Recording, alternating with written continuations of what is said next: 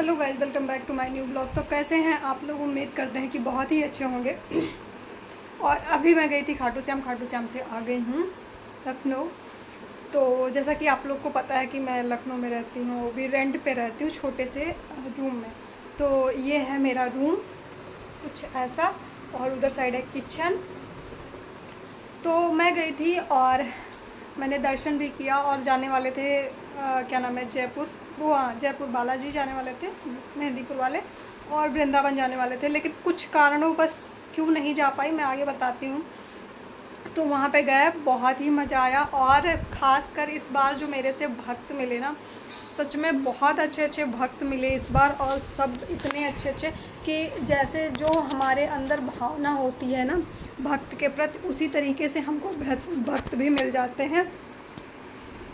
चाहे जिस भी हम देवस्थल पे जाएं, चाहे मतलब भोलेनाथ या किसी भी देवस्थल पे जाएं, जिस अनुसार से हम जाते हैं, जिस अनुसार से भावना रखते हैं ना, उसी अनुसार से हमें भक्त भी मिल जाते हैं। तो इस बार मैं गई थी तो एक मिली थी, उनका नाम सीमा जी था।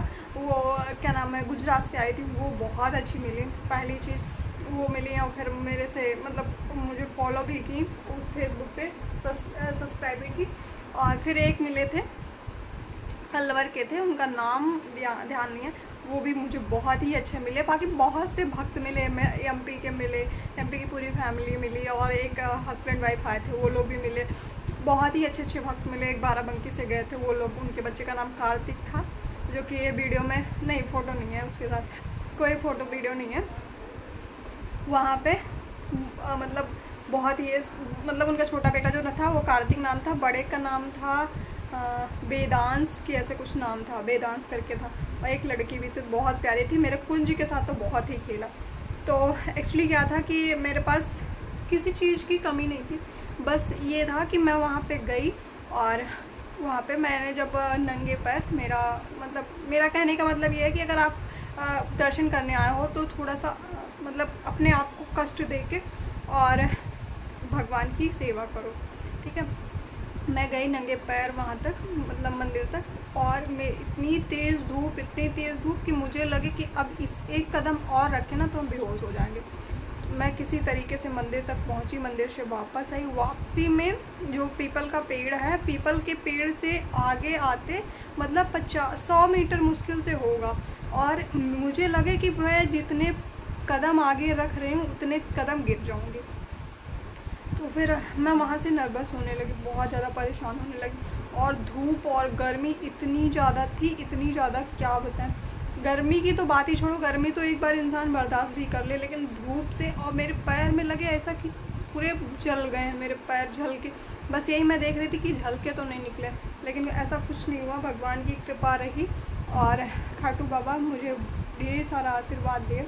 मैंने जिस अर्जी के लिए गए और जिस चीज़ के लिए गए, बस भगवान मुझे मेरा पूरा कर दें, यही मेरी दिल से प्रार्थना कि ईश्वर, मैंने बहुत झेल लिया अपनी लाइफ में, और अगले मैं 10 सालों से झेल रही हूँ। मैं जब हाई स्कूल में थी तभी से मेरा कोई साथ देने वाला नहीं था, मैं बहुत परेशान थी। और आज तक ईश्वर की ही कृपा से मैं यहाँ तक हूँ और यहाँ पे इतना सब कुछ कर रही हूँ। बस जिस चीज़ के लिए मैं गई थी उसको पूरा कर दें।